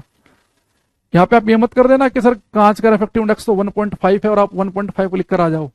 उसने आपसे कहा कि गिलास का रिफ्रैक्टिव इंडेक्स वाटर के सापेक्ष बताओ, तो जिसका भी अपवर्तनांक पूछा जाए उसका ऊपर लिखेंगे, और जिसके सापेक्ष पूछा जाए उसका लिखेंगे नीचे। अगर मैं 9 को 8 से भाग करूं तो कितना आ जाएगा, ये 8×8 1 आएगा ना, फिर 8×8 2 8 2 16 है ना, 1.125 कुछ ऐसे करके आ जाएगा। यानी कि जब ये, इसका मतलब पता क्या है कि कांच का जो अपवर्तनांक है वो पानी के सापेक्ष आया 1.125, यानी कांच जो है पानी के मुकाबले 1.125 गुना ज्यादा सघन माध्यम है, 9/8। अभी 2-3 और करेंगे, अभी थोड़ा लगेगा टाइम इसमें, थोड़ा दिमाग को एक्सेप्ट करने में। ठीक, अगर मैं आपसे पूछूं व्हाट इज रेफ्रैक्टिव इंडेक्स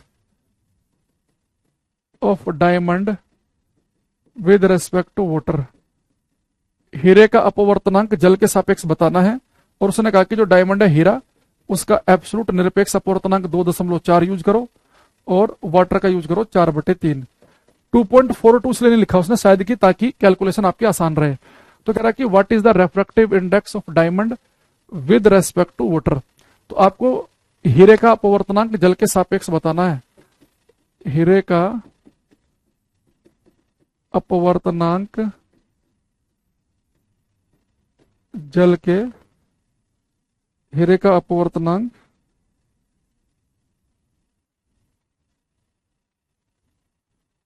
हीरे का अपवर्तनांक जल के सापेक्ष। अब देखो हमें किसका अपवर्तनांक बताना है, हीरे का डायमंड का। तो जिसका बताना है उसका तो हम ऊपर लिखते हैं, किसके सापेक्ष बताना है, जल के सापेक्ष, तो उसका नीचे लिखेंगे। तो डायमंड का कितना दे रखा है 2.4, इसका कह रहा है 4/3 यूज करो, 3 पहुंच जाएगा ऊपर। तो 4 6 24, 6 12 36 18 यानी कि 1.8 आएगा। यानी कि जो हीरा जो है पानी के मुकाबले 1.8 गुना ज्यादा डेंस है, 1.8। तो पेपर में दो तरीके से क्वेश्चन आते हैं। एक क्वेश्चन आता है कि आपसे निरपेक्ष अपवर्तनांक पूछेगा, एब्सोल्यूट रिफ्रैक्टिव इंडेक्स पूछेगा, तो उसमें आपको 5 7 8 जो मैंने लिखवाया पेपर सामने से रट लेना। लेकिन वो कई बार निरपेक्ष अपवर्तनांक ना पूछ के पूछ लेगा कि रॉक सोल्ट का जैसे पूछ लेगी आइस के कितना इसके सापेक्ष बताओ, पानी का डायमंड के सापेक्ष बताओ। तो याद रखना जिसका पूछेगा, जैसे यहां पर उसने पूछा डायमंड का, तो डायमंड का ऊपर जिसके सापेक्ष पूछेगा उसका नीचे उल्टा भी आ सकता है। वो ये भी कह सकता है कि पानी का डायमंड के सापेक्ष बताओ, तो पानी का लिखेंगे फिर ऊपर और डायमंड का लिखेंगे नीचे। तो देखो जब आप पानी का ऊपर लिखोगे डायमंड का नीचे लिखोगे, फिर वैल्यू 1 से कम आएगी। अगर वैल्यू 1 से कम आ रही है तो यानी कि पानी का डायमंड के सापेक्ष 1 से कम है, यानी कि पानी जो है फिर डायमंड के सामने सघन नहीं विरल माध्यम है। भाई जो रिलेटिव रेफ्रेक्टिव इंडेक्स में निकाल रहा हूं कि इसका इसके सापेक्ष, इसका इसके सापेक्ष, तो मैं कह रहा हूं कि भाई एक में से मैंने कहा कि डायमंड जो है पानी के मुकाबले कितना गुना ज्यादा डेंस है 1.8, क्योंकि वैल्यू 1 से ज्यादा आई तो यानी कि डायमंड का रेफ्रेक्टिव इंडेक्स निकाला पानी के सापेक्ष, यानी कि अगर वैल्यू 1 से ज्यादा आई यानी डायमंड जो है ज्यादा सघन माध्यम है पानी के मुकाबले। अगर उल्टा आ जाए कि पानी का बताओ डायमंड के सापेक्ष, अगर मैं यहां पे इसी में पूछ लूं आपसे, इसी क्वेश्चन में what is refractive index of water with respect to diamond, तो आप क्या करेंगे सर, इस बार तो वाटर का निकालना, जिसका पूछेगा उसका ऊपर लिखेंगे, जिसके सापेक्ष उसका नीचे। वाटर का दे रखा है मुझे 4/3 और इसका दे रखा है कितना 2.4, तो 4 6 24 कितना गया 1/1.8 आ गया। इसे ऐसे कर लो, 2 5 10, 2 9 18, तो 5/9 आ गया। तो वैल्यू तो 1 से कम आएगी, 9 5 45 और फिर 5 9 यानी 0.55 कुछ ऐसे करके आ जाएगी वैल्यू। यानी इस बार देखो वैल्यू आ रही 1 से कम, पर वैल्यू 1 से कम आ रही है, यानी कि जो पानी जो है वो डायमंड के सापेक्ष विरल माध्यम में सघन नहीं है। और वैसे भी हमें पता ही है पानी का कम होता है डायमंड का ज्यादा, तो पानी तो विरल माध्यम होता ही है। हाँ पेपर में वैल्यू जनरली दे देता है, अगर स्टैंडर्ड वैल्यू हो सकता है नहीं भी दे, जैसे डायमंड की आपको पता ही नीचे नहीं दे सकता, वाटर इन सबकी नहीं देगा। कई बार हो सकता है कि दे भी दे और नहीं भी दे दे, दोनों संभावनाएं हैं। अब जैसे मैं आपसे यहाँ पे एक दो क्वेश्चन अगर हमें मिल जाए,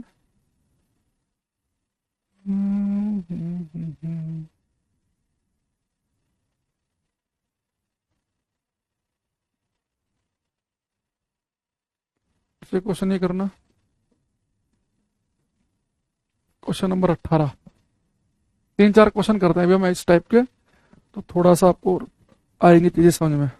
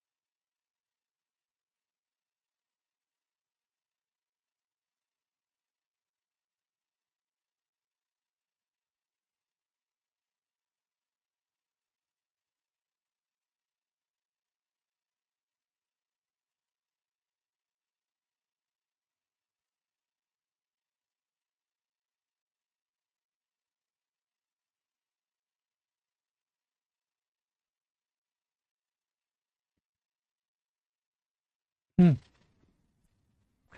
इसलिए कि आपको ऐसा बताना है कि correct order of the refractive index of certain substances, ascending order, बढ़ते हुए क्रम में बताना है कि रेफ्रेक्टिव इंडेक्स का बढ़ता हुआ क्रम। तो देखो अब यहाँ पे ऐसा क्वेश्चन आ गया, अब आप कहते हैं सर देगा कि नहीं देगा। भाई अब इसमें आपको रेफ्रेक्टिव इंडेक्स का अपवर्तनांक का बढ़ता हुआ क्रम बताना है, तो आपको याद होंगे तभी तो बता पाओगे, वरना बता ही नहीं पाओगे तुम।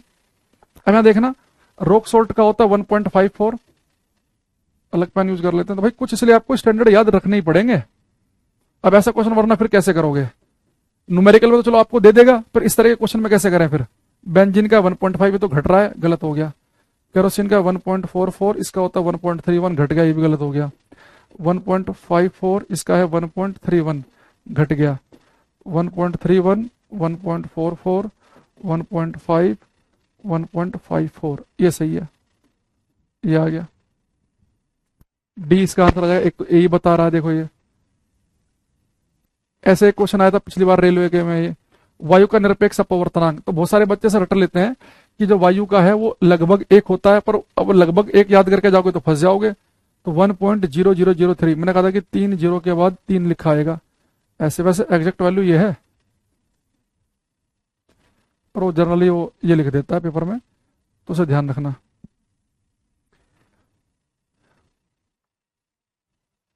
एक करना।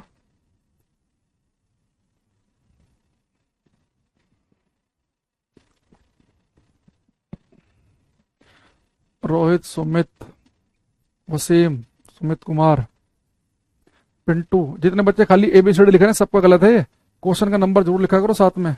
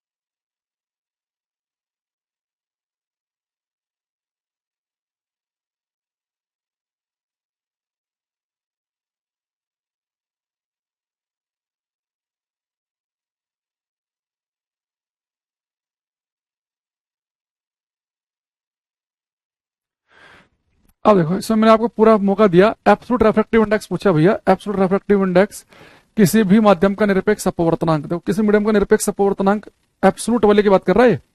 तो मैंने बताया था कि भाई वैक्यूम का 1 है। अब किसी मीडियम का देख लो, आप एयर देख लो, पानी देख लो, किसी का भी देख लो, एब्सोल्यूट रेफ्रेक्टिव इंडेक्स किसी मीडियम का 1 से ज्यादा ही तो है। अगर वो पूछता रिलेटिव रेफ्रेक्टिव इंडेक्स, निरपेक्ष अपवर्तनांक नहीं, सापेक्ष, कि जल का कांच के सापेक्ष, कांच का जल के सापेक्ष, तो वो 1 से कम भी हो सकता है, 1 से ज्यादा भी हो सकता है, 1 भी हो सकता है। एब्सोल्यूट की वैल्यू तो आप देखो ना खुद भाई, वैक्यूम तो कोई मीडियम नहीं, खाली जगह है, वैक्यूम का तो 1 है, कोई भी मीडियम ले लो, उस वैक्यूम में हवा आ गई तो 1.003, पानी का और ज्यादा, कांच का और ज्यादा है ना, ऐसे हमने पढ़ रहा था। तो किसी मीडियम का रेफ्रेक्टिव इंडेक्स एब्सोल्यूट जो होता है निरपेक्ष अपवर्तनांक होता है 1 से ज्यादा। लेकिन अगर वो पूछता है कि रिलेटिव रेफ्रेक्टिव इंडेक्स,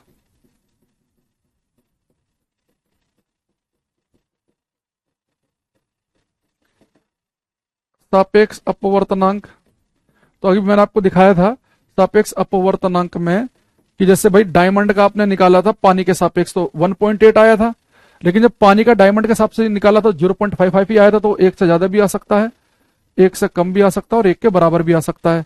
जैसे मैं आपसे पूछ लूं कि भाई आप मुझे रेफ्रेक्टिव इंडेक्स बताओ कांच का बेंजीन के सापेक्ष, तो कांच का भी 1.5 है, बेंजीन का भी 1.5 है, तो 1 ही आ जाएगा। तो तब 3 हो सकते हैं। ठीक है, तो रिलेटिव रेफ्रेक्टिव इंडेक्स जो है, सापेक्ष अपवर्तनांक जो है, उसकी वैल्यू 1 से ज्यादा भी हो सकती है, सापेक्ष वाले की 1 से कम भी हो सकती है और 1 के बराबर भी हो सकती है, लेकिन निरपेक्ष की वैल्यू जो होगी वो 1 से अधिक ही होगी। ठीक है, इसे ध्यान रखना है। जो एक ये भी आपका रेलवे का क्वेश्चन है, absolute refractive index of diamond, तो डायमंड का एब्सोल्यूट पूछ रहा है, तो यानी कि जो वैल्यू हमने रटी है वो सीधे सीधे आपको बतानी है, 2.42। तो इसलिए आपको कुछ रेफ्रेक्टिव इंडेक्स याद करने ही पड़ेंगे, क्योंकि वो डायरेक्ट ही पूछ ले रहा है। तो उसमें तो हम क्या करें, मजबूरी आ गई हमारी ना। न्यूमेरिकल में तो चलो वो आपको दे देगा कि भाई इसका इस, तो बात अलग है।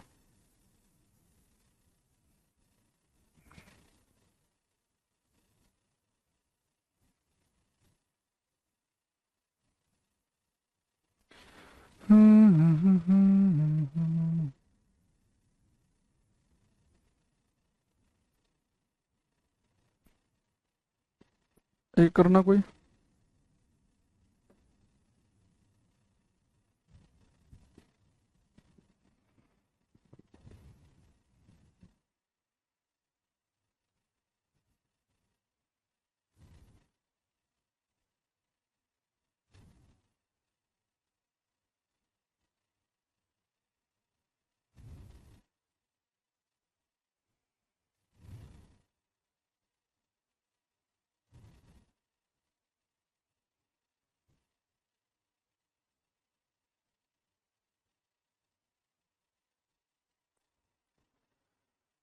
अरे भाई क्यों फर्जी कोर्ट में जा रहे हो तुम, इसमें लिखा था साफ साफ कि अनुभव अगर 1 साल से इतने कम का है तो 1 साल 1 अंक 2 अंक 3 अंक, क्यों क्या जाना कोर्ट में। नोटिफिकेशन में साफ साफ लिखा है, फालतू के पैसे भी खराब करोगे और जज धमकाएगा अलग से।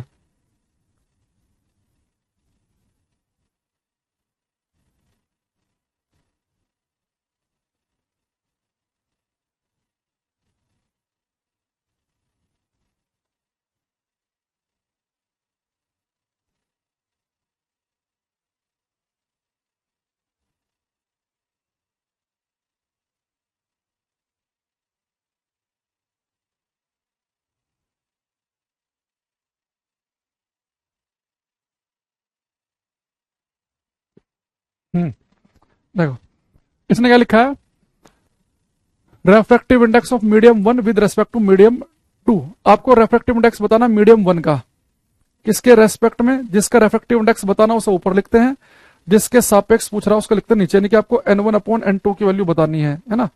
और ये कह रहा है कि मीडियम 1 में और मीडियम 2 में लाइट की स्पीड आपको दे रखी है।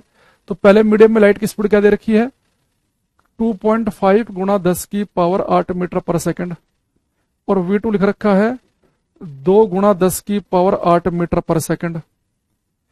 तो ठीक, तो पहले मीडियम में लाइट की स्पीड दे रखी है, दूसरे मीडियम में लाइट की स्पीड दे रखी है। अभी मैंने आपको एक चीज बताई थी, अगर आपको थोड़ा सा भी ध्यान हो, कि स्पीड जो होती है ना वो रेफ्रेक्टिव इंडेक्स के इनवर्सली प्रोपोर्शनल व्युत्क्रमानुपाती है। यानी जिसका रेफ्रेक्टिव इंडेक्स कम उसमें स्पीड ज्यादा आएगी, जिसका रेफ्रेक्टिव इंडेक्स ज्यादा उसमें स्पीड कम आएगी। यानी ऊपर नीचे लिखे हैं, यानी अगर आपको n1/n2 चाहिए तो इसका मतलब है कि n1/n2 किसके बराबर होगा, v2/v1 के बराबर होगा। तो v2 की वैल्यू कितनी है, 2 गुणा 10⁸ मीटर/सेकंड की, और v1 की कितनी है, 2.5 गुणा 10⁸ के। ये कट जाएंगे यहाँ पे, तो सोल्व करेंगे तो 2/2.5 आंसर आ जाएगा, बी ऑप्शन। जो डी बता रहे हैं सबका गलत है ये।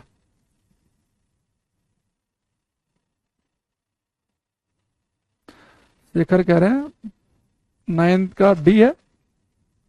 We know if you are free mock test for, क्या लिख रहा है भाई ये बच्चा ये।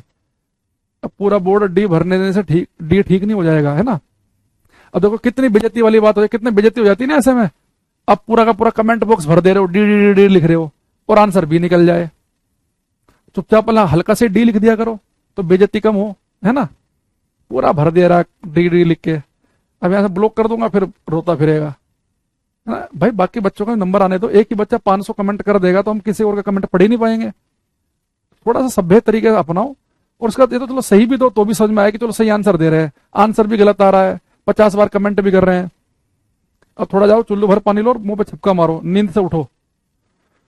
भाई आपसे क्या कहा उसने, आपको बताना refractive index of medium 1 with respect to medium 2।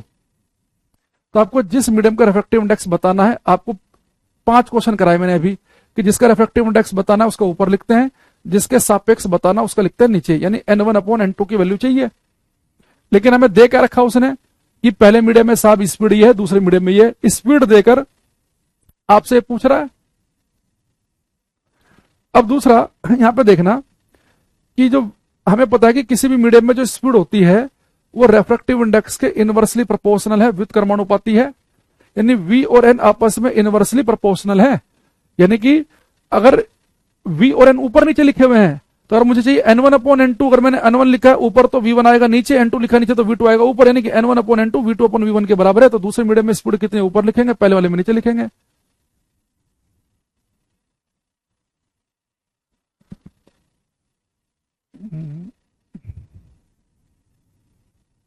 एक और आ गया सत्यम पटेल। अच्छा, एक ज्ञानी बच्चे तो बहुत होते हैं क्लास में, उन्हें ज्ञान भी देना होता है ना, क्या होता है जैसे हम गांव मोहल्ले में जहां पे रहते हैं, एक आध बच्चा होता है थोड़ा तेज तराक सा होता है, सब कह देते हैं भाई तो बड़ा तेज है ना, बोलने में बहुत तेज है। तो ऐसे बच्चों को लगता है कि यार मैं पीछे कैसे रह जाऊं, तो सत्यम पटेल ऐसे फिर उन्हें ज्ञान भी देना होता है, पता भी तो चले ना चार लोगों को कि गांव के मुझे तेज समझ रहे हैं कि और भी समझे।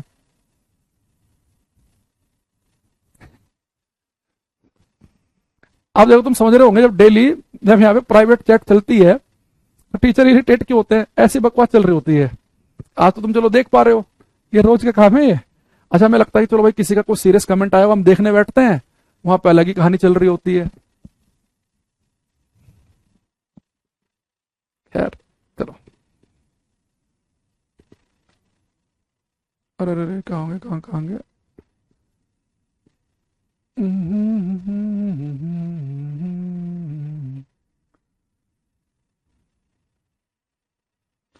अब यहाँ पे एक हम छोटा सा एक फॉर्मूला लिखेंगे लास्ट में, आज की क्लास के आखिरी फॉर्मूला है, इसे लिखेंगे हम। पूरा गंदा गंदा हो गया यार, ये तो बस से नीचे पक गया हाथ में। मजा आ गया। अरे यादव जी कहाँ गए, ये डी लिख रहे थे, 1000 बार डी लिखने के बाद गलत हो गया, उसके बाद नहीं आया ना डी दोबारा। चलो एक क्वेश्चन देख देते हैं, उसका आंसर डी होगा, है ना। भाई का ठीक होना चाहिए, कॉन्फिडेंस बढ़ाना बहुत जरूरी है। चलो एक क्वेश्चन मैं पूछ रहा हूँ इससे, हम किस ग्रह पर रहते हैं। एक आंसर है हमारा जुपिटर, एक आंसर हमारा मार्स मंगल ग्रह है ना, मार्स ही बनेगी स्पेलिंग जो भी बनेगी, एक मरकरी बुध ग्रह और एक अर्थ। तो हम किस प्लेनेट पे रहते हैं ये आपको बताना है, हम किस प्लेनेट पे किस ग्रह पे रहते हैं। ऑप्शन है बृहस्पति ग्रह, मंगल ग्रह, बुध ग्रह और पृथ्वी ग्रह। तब तक ये यादव जी अपना कमेंट करेंगे 500 बार, बाकी बच्चे यहां देखना, ठीक है। अब लिखेंगे हम speed of light in a medium, माध्यम में प्रकाश की चाल, माध्यम में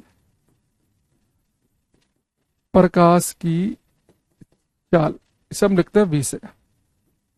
देखो वैक्यूम में स्पीड के लिए तो सब तुम भी इसके जैसे ही हो, तुम भी डी लिखना शुरू कर रहे हो। अरे तुम्हारे लिए नहीं था क्वेश्चन ये केवल हमारे प्रिय स्टूडेंट के लिए, छात्र के लिए था ये, बाकी के लिए तुम फर्जी लिख रहे हो। तुम क्यों लिख रहे हो, तुम्हारे सामने क्वेश्चन पूछा ही नहीं, तुम सबका गलत है। डी केवल एक ही बच्चे का सही माना जाएगा क्लास में। अच्छा देखो, लाइट की स्पीड हमें बतानी मीडियम में। अच्छा, लाइट की स्पीड वैक्यूम में आए तो 5वीं क्लास का बच्चा भी लिख के आ जाएगा 3 × 10⁻8 मीटर पर सेकंड। पर लाइट की स्पीड किसी मीडियम में पूछ ले, कांच में बताओ, पानी बताओ, डायमंड बताओ, फलाने बताओ, ढिगाने बताओ, कैसे बताएंगे, ठीक है ठीक है। अब किसी मीडियम में अगर आपको लाइट की स्पीड निकालनी हो तो एक काम करना, लाइट की बेटा स्पीड जितनी वैक्यूम में है ना, वैक्यूम में लाइट की स्पीड को हम क्या लिखते हैं, सी से। तो अगर आपको किसी भी मीडियम में लाइट की स्पीड बतानी हो, हवा, पानी, कांच, जिसमें भी मन करे, जिसमें भी पेपर में पूछ ले आप निकाल सकते हो। जिसमें मीडियम में आपको लाइट की स्पीड निकालनी है, आपको बस करना क्या है, सी की वैल्यू को आपको रेफ्रैक्टिव इंडेक्स से भाग करना है। किसके रेफ्रैक्टिव इंडेक्स से, जिस मीडियम में लाइट की स्पीड पूछेगा उसी मीडियम के रेफ्रैक्टिव इंडेक्स से सी की वैल्यू को भाग कर देंगे। अगर पेपर में कह दे मेरे से कि जल में प्रकाश की चाल ज्ञात कीजिए, तो लाइट की स्पीड चाहिए वाटर में, तो वाटर के ही रेफ्रैक्टिव इंडेक्स से भाग कर देंगे सी की वैल्यू को। मेरे से पेपर में कह दे कि प्रकाश की चाल आपको निकालनी है कांच में, ग्लास में, तो ग्लास के रेफ्रेक्टिव इंडेक्स से भाग कर देंगे सी की वैल्यू को। सी की वैल्यू फिक्स है 3 गुना 10 की पावर 8। आपसे कह दे कि लाइट की स्पीड बताओ डायमंड में, तो डायमंड के रेफ्रेक्टिव इंडेक्स से भाग कर देंगे सी की वैल्यू को। 2 क्वेश्चन कर लेते हैं हम, ताकि हमें पता चल जाए कि हम बोल कर रहे हैं क्लास में और तुम्हें पता चल जाए कि करना कैसे है।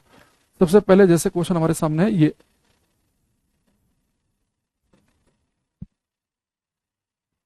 अच्छा पहले आंसर बाद में बताना, पहले मुझे बताओ कि इन चारों में से क्वेश्चन पढ़ने के बाद बिना पेन चलाए कि कौन सा आंसर नहीं हो सकता।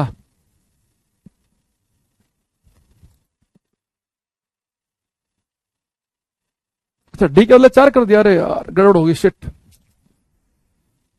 अभी आंसर नहीं आया उस बच्चे का, हमने 1 2 3 4 कर दिया। कोई नहीं, 1 2 3 4 को ए बी सी डी समझना था आपको। कहां गया, कहां पे हमारे से अपराध हो गया ये। इस अपराध की सजा मिलनी चाहिए हमें भी कि नहीं। कहां गया, इतना बढ़िया बनाया था हमने भी। चलो अब छोड़ो, उसे एबीसीडी मान लिया जाए 1 2 3 4 की जगह। कह रहा है कि रेफ्रेक्टिव इंडेक्स ग्लास का है 1.5, फेसपाल जाट कह रहे हैं ईच, पता नहीं क्या लिखा है, स्नेहा सरकार, मनोज पोलाई, हुसैन गंगेश। हाँ ए नहीं हो सकता ना। देखो आपको उसने कहा कि भाई रेफ्रेक्टिव इंडेक्स जो है ग्लास का, कांच का, ग्लास का रेफ्रेक्टिव इंडेक्स है 1.5। बहुत बढ़िया है जी, अच्छी बात है। आपको स्पीड बतानी लाइट की ग्लास में, ग्लास में आपको लाइट की स्पीड बतानी है। एयर में दे रखी है, एयर में या वैक्यूम को में लाइट की स्पीड होती है सी। ये अब मुझे एक बताओ, आपको मैंने क्लास में बताया था कि प्रकाश की चाल सबसे ज्यादा होती है निर्वात में, वैक्यूम में कितनी होती है 3 गुना 10 की पावर 8। एयर में भी हम यही लेते हैं।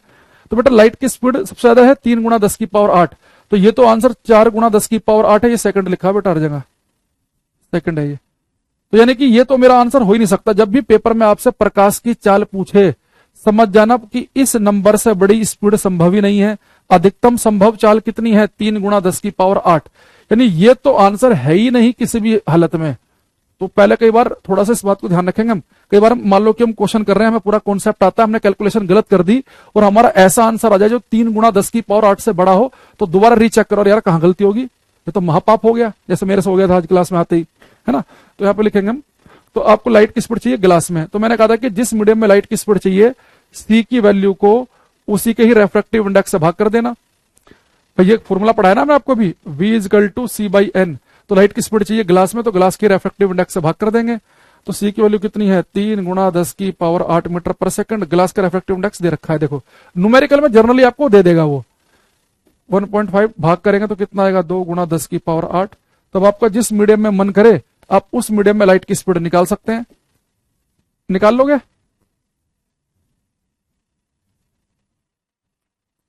तो ऐसा आप इजीली कर सकते हैं। दूसरा चलो आज फिर इतना ही रखते हैं ना। एक आपको मैं होमवर्क दे देता हूं, ये कर लेना आप, ठीक है। बाकी मंडे को मिलेंगे, आज तो समय भी नहीं बचा यार, है ना। आज क्लास में मजा आ गया। आज कल क्लास में कमेंट जा रहे थे ना बीच में, फिर मजा नहीं आता। पर ऐसे भी ना चले, यूट्यूब भी ना बन जाए। प्रिया यादव, शेखर यादव, अमित कुमार, मनोज पलोई, ये बच्चे में लगातार आंसर दे रहे हैं।